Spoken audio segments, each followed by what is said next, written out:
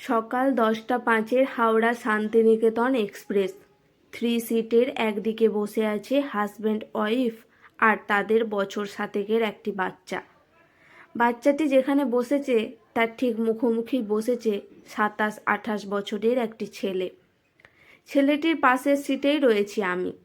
আমার পাশে বসা ছেলেটি ইশারাতে বাচ্চাটির সাথে চোখাচোখি করছে। এদিকে বাচ্চাটি মুখে কোনো কথা না বললেও সেও ছেলেটির সাথে ওই একই ইশারাতেই মত্ত।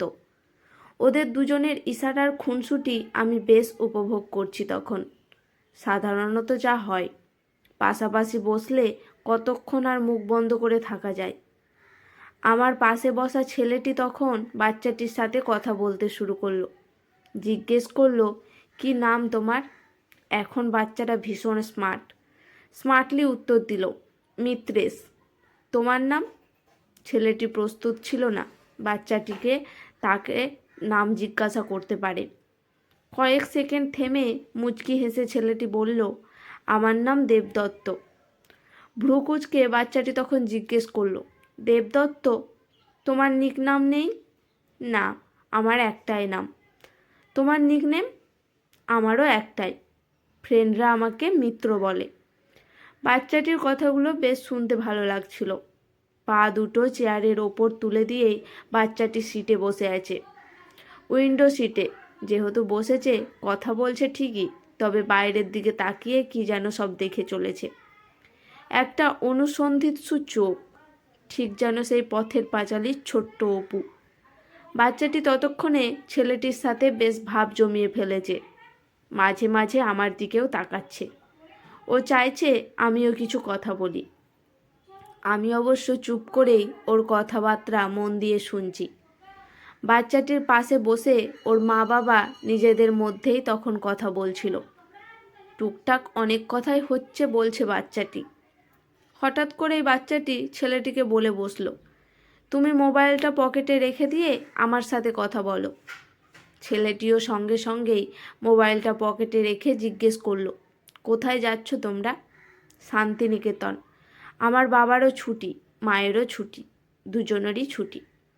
আমরা ছুটি কাটাতে যাচ্ছি। শান্তিনিকেতন কি দেখার আছে তুমি জানো?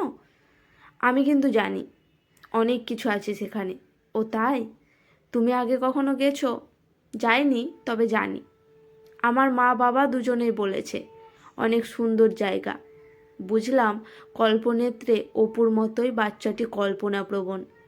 বাচ্চাটির সাথে কথা বলতে বলতে বাচ্চাটির বাবা মাও এবার এই ছেলেটির সাথে গল্প জমালো। কোথায় থাকে, কি করে ইত্যাদি প্রশ্ন। এবার ছেলেটি জিজ্ঞেস করলো, আপনারা দুজনেই বুঝি জব করেন? ভদ্রলোক বললেন, আমি ব্যাংকে জব করি। আর বৌদি, আপনিও কি ব্যাংকে? ভদ্রমহিলা কিছু বলার আগেই ভদ্রলোক উত্তর দিলেন, বললেন, বৌদির অফিস বাড়িতেই। ছেলেটি কি বুঝলো জানি না, একটু থেমে বলল, আমি ভাবলাম বৌদিও জব করেন। তখন আপনার ছেলের সাথে কথা বলছিলাম। ও যখন বলল বাবা মা দুজনেরই ছুটি, তাই ভাবলাম বৌদিও বুঝি জব করে। ভদ্রলোক হাসলেন, বললেন, ও ঠিকই বলেছে। যেদিন আমার অফিস ছুটি সেদিন বাড়িতে বৌদেরও ছুটি। আমি ছেলেকে এটাই শিখিয়েছি। আমি অফিসে গেলে ওটা যেমন জব, তেমনি বাড়িতে থেকে বাড়ির কাজটাও জব। আমি ইনকাম করি, কিন্তু সার্ভিসটা দেয় তোমার মা। তাই মা কিছু করে না, মা হাউস ওয়াইফ এমন শব্দটা ওকে শেখায়নি। এটা ও ছোটো থেকেই শিখে গেছে। যে মানুষটা বাড়ির কাজ করে সে কখনো বেকার হতে পারে না, এমন ভাবনায় ও অভ্যস্ত। এমনকি ভবিষ্যতে ওর যে জীবনসঙ্গিনী হবে, সেও যদি জব না করে, সে তার প্রাপ্য সম্মানটুকু ওর থেকে পাবে। খুব সত্যি কথা কি জানেন, এই যে সকাল 8টায় অফিস বেরিয়ে যায়, আমার টাইমে খাওয়া দাওয়া, তার আগে অনেক সকালে উঠে রান্না, হাতের কাছে আমার প্রয়োজনীয় জিনিস রেখে দেওয়া, সংসারের কোনটা প্রয়োজন, কোন জিনিসটা আছে কোনটা নেই, ছেলের পড়াশোনা, তার যত্ন, সবটাই তো ও করে।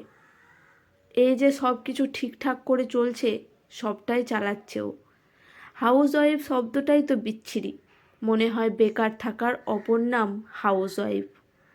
আমাদের সংসার তাই দায়িত্ব দুজনেরই। ও যে সার্ভিসটা দিচ্ছে সে তো অনেক বড় একটা ব্যাপার। ওর সহযোগিতা ছাড়া আমার পক্ষে বাড়িতে থেকে যাতায়াত করে জব করা সম্ভব হতো না।